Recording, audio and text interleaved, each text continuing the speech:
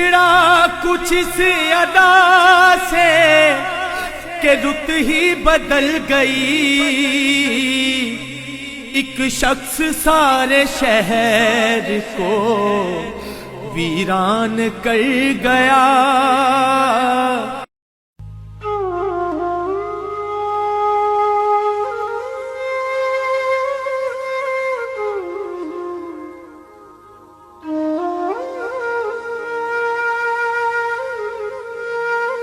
अस्सलामु अलैकुम नाज़रीन, गुलाब लेगारी मां तव्हांखे फ़क़ीर अमीन जी ख़बर ॾींदो हलां। गुलाब लेगारी ऐं इलाइक़े जो मशहूरु सूफ़ी रागी ऐं शाइर ईसा फ़क़ीर लेगारी अटकल 65 वरहनि जी ॼमार में लाॾाणो करे वियो। जंहिंजे मड़ खे ॻोठ अमीर बख़्श लेगारी भरिसां संदसि आस्थाने में अटकल कल 1 बजे धारे जनाज़ नमाज़ बैदि सवें आलिनखिन सां सुपर्दे ख़ाक कयो वियो। जंहिं बैदि मरहूम जी मग़फ़रत लाइ दुआ घुरी वई।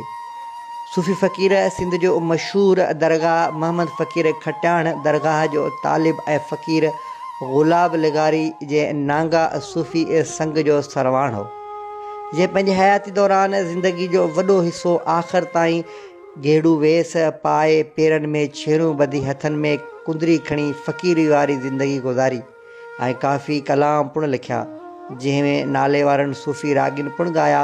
फ़क़ीर हिकमत बि कंदो हो।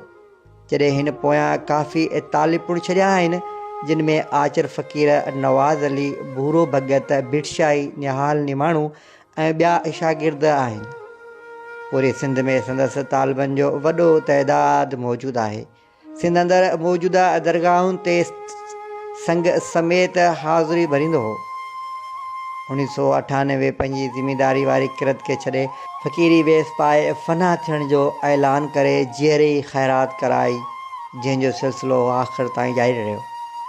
संदसि तदफ़ीन वारी आख़िरी रस्मुनि में अहमद ख़ान खटियाण, इंस्पेक्टर क़ुर्बान मला, उस्ताद हनीफ़ मला, गुलज़ार अबड़ो, अहमद ख़ान लाशारी, ॼाम ख़ान बुरगड़ी, भूरो भगत, निहाल निमाणू, मोहम्मद फ़क़ीर खटियाण जो पूरो संग असबात जिसकाणी समेत वॾे तइदाद में इलाइक़े वासियुनि तोड़े रागिन फ़क़ीरनि शिरकत कई।